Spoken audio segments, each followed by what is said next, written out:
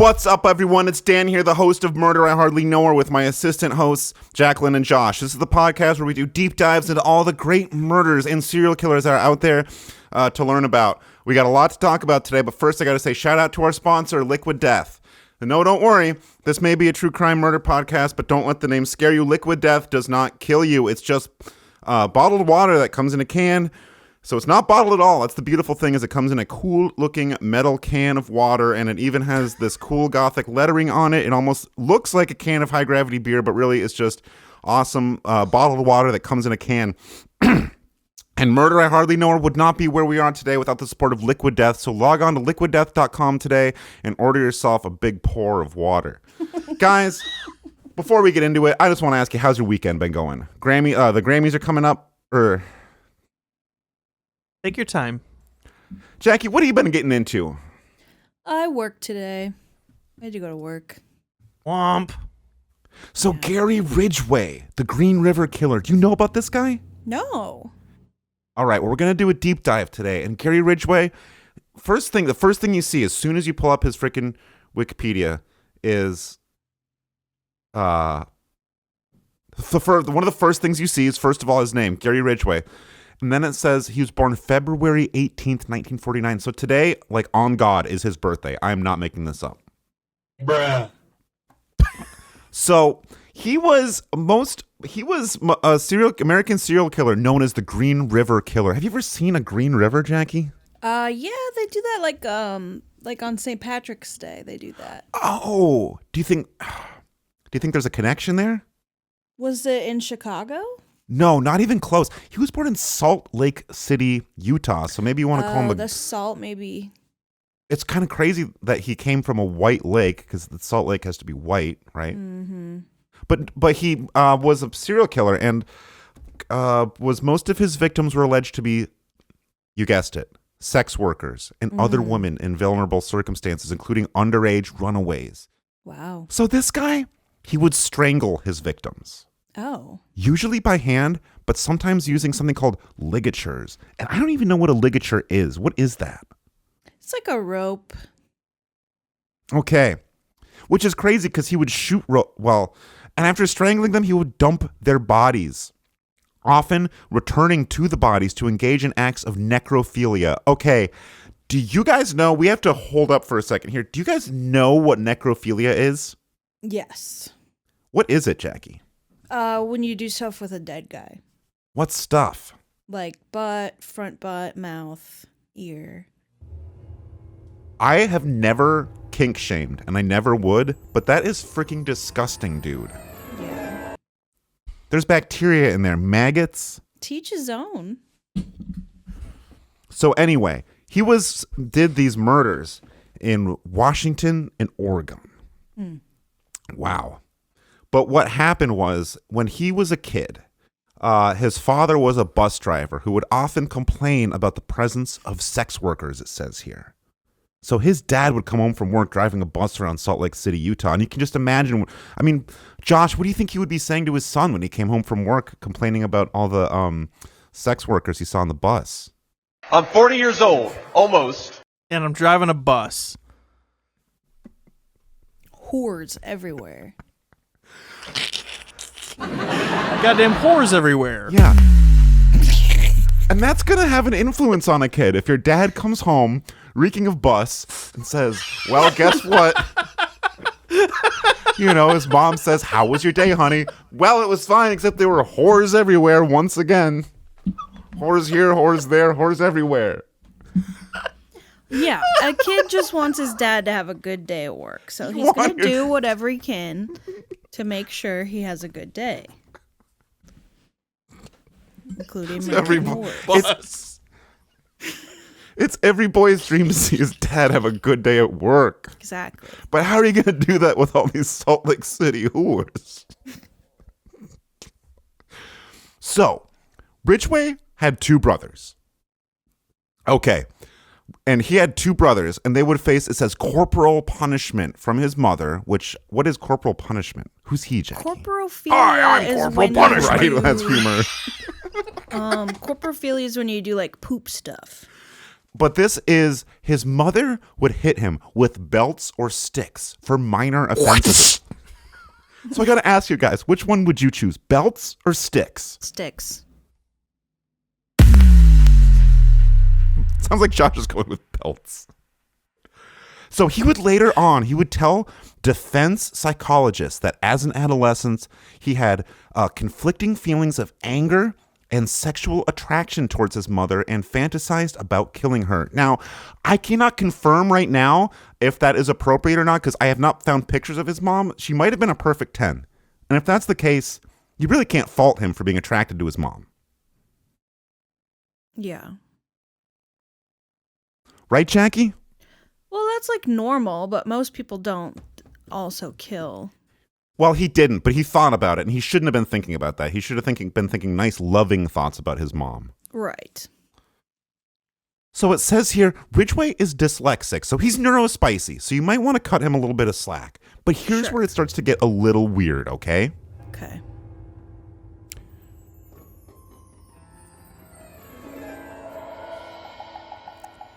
We'll be right back. Hey, listeners. Life comes at Hey, you listeners. I've been using Tushy now for 3 years, and I have to tell you, Tushy, I don't give a shit enough to flesh that out. I'm tired. I've actually been kind of sick this weekend. Commit. What are you tired? It's Sunday. No, I honestly have been a little sick this weekend. Just I have been. You just kind of don't feel good a little bit. Melissa, have I not been sick this weekend? Don't bring her into this. I think she's making pagoda egg rolls for dinner, so... All right, thanks from that word for tushy. So here's where it starts to get a little messed up. Should I leave this going? Do you like it? This is appropriate for what's about to happen. Okay. So when he was 16, that's like when a lot of kids are starting to like get their driver's license. Yeah. You know, finger cheerleaders, whatever it is that you do when you're 16. Yeah. Smoke grass. But this guy wasn't into that. When he was 16, he stabbed a 6-year-old boy Ew. who survived the attack. Oh. Now, Ridgway had led the boy into the woods and then stabbed him through the ribs into his liver. All right, guys. You all know that I'm proudly child-free, but I've been around kids before, nephews, nieces, and I'll admit, they can be kind of brats sometimes. Isn't that right, Jackie? Yeah. But I gotta ask you guys, what would a freaking 6-year-old boy have to do to get you to stab him in the liver? Jackie? I don't think that would ever happen. It could, though, and you could easily be in that situation before you even know what's happening. So what would a 6-year-old boy do to tick you off so bad that you have to take him out into the woods and stab him in the liver, Jackie, through the ribs? I guess if I had some sort of, like, traumatic brain injury where I thought... Like Gary Busey?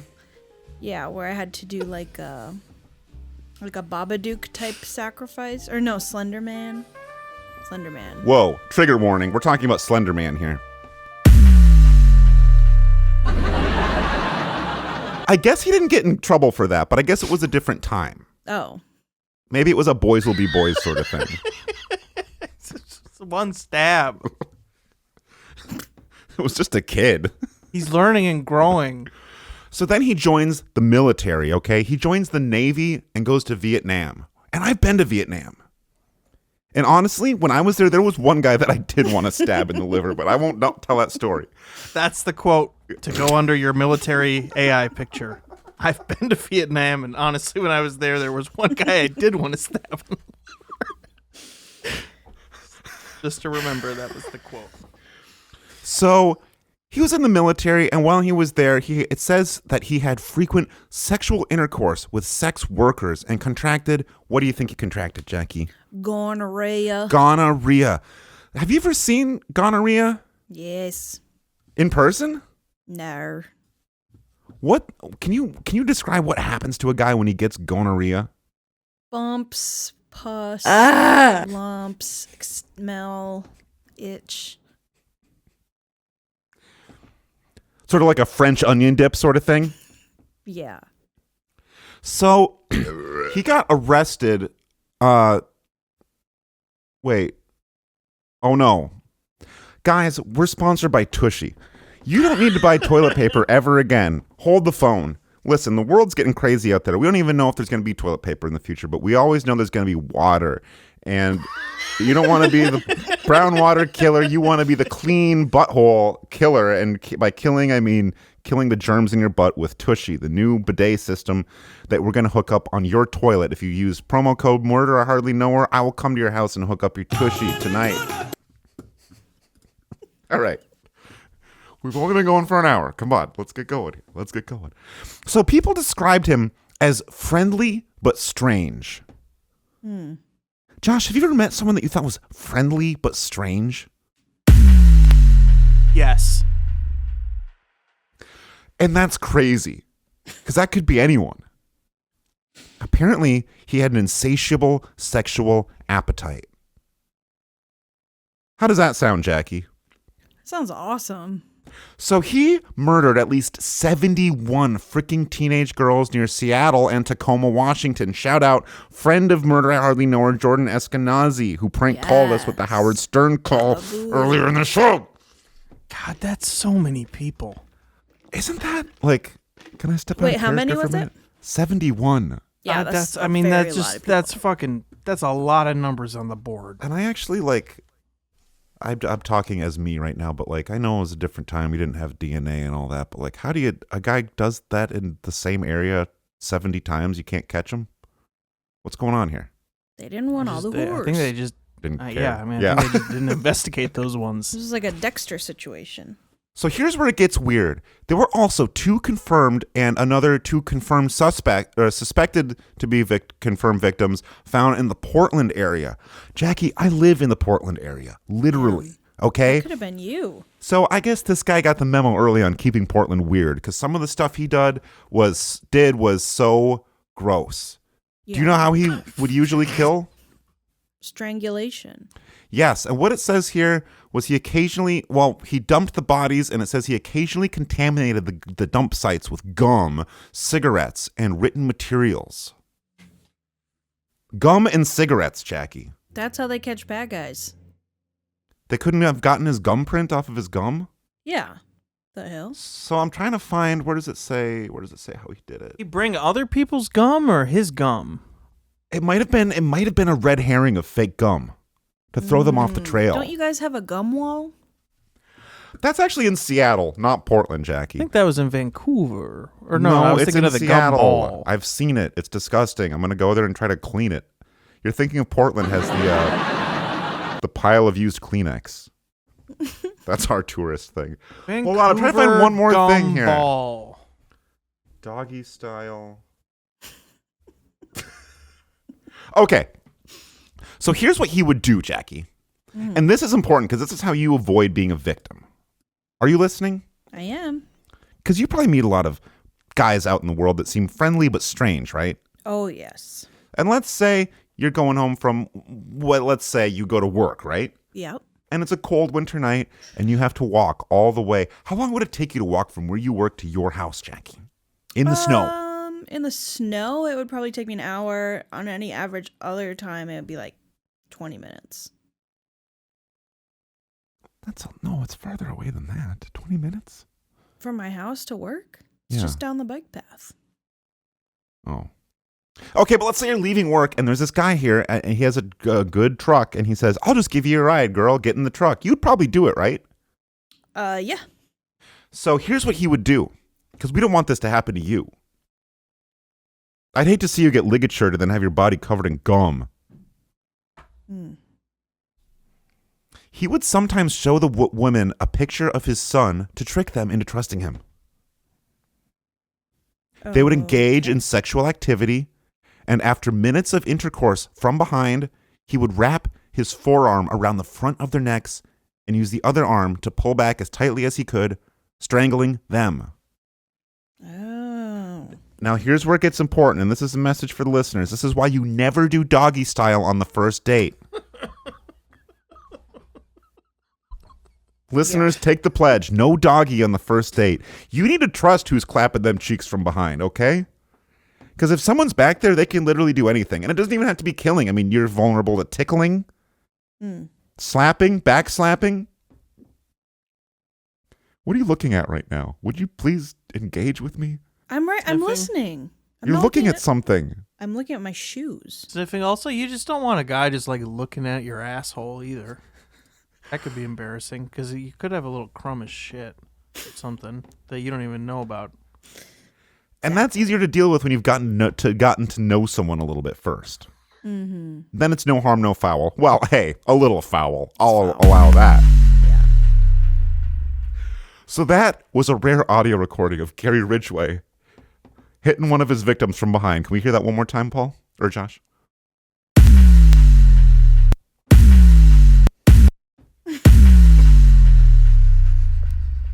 Wow. That last one was fatal. Damn. So,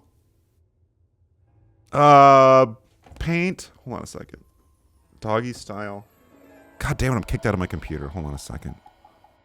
Jackie's mom, 6969. All right, listeners. Guys, are you tired of your hair getting fluffy and dry after taking a shower? Don't worry. Shemp's shampoo has got you covered. Shemp's Shampoo. This was Jackie's idea. Shemp's is the slickest. Shampoo. Shampoo. Shemp's is the slickest shampoo on the market today, with the highest amount of grease and lard legally allowed. I'd like to do an ad for Pagoda egg rolls as well. Okay, you're coming up next. One wash with Shemp's and your locks will be slicked down and stringy with an oily vaudeville sheen. Shemp will not make your hair curly. But yes, listeners, Shemp's brand shampoo was previously known as Curly's, but due to unforeseen circumstances has been renamed Shemp's, as it actually was before it was changed to Curly's, but never mind that.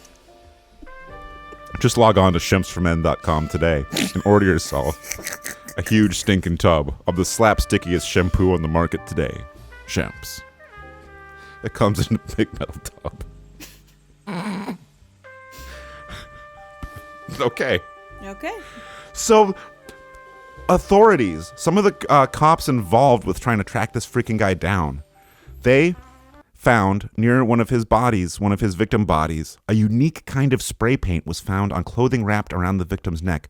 But the paint was not tested for 20 years. Yeah. If it had been tested at the time, it would have been easier to link the murder to Ridgway. Now, I've said this before and I'll say it again. If you find paint, test the paint. Well, they didn't have the testers back then.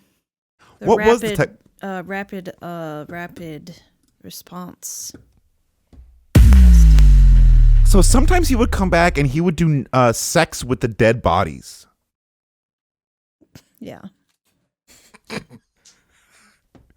But the crazy thing is, he was a suspect at one time, and he passed a polygraph test. Josh, do you think that you could ever pass a polygraph test?